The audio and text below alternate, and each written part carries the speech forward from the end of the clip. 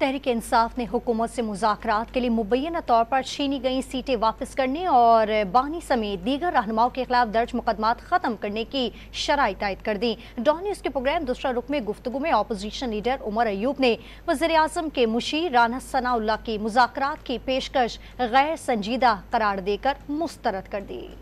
जो तीन जमातें हैं, मुस्लिम लीग नून हो गई, पीपल्स पार्टी हो गई या MKM हो गई, ये फॉर्म 47 की बेनिफिशरीज हैं, इन्होंने फ़ायदा उठाया है, लिहाजा ये उस चीज़ से पीछे हटे। हमारी जो खोई हुई सीटें हैं जो हमसे चोरी हुई थी उसके हवाले से वो हमें वापस आएँ।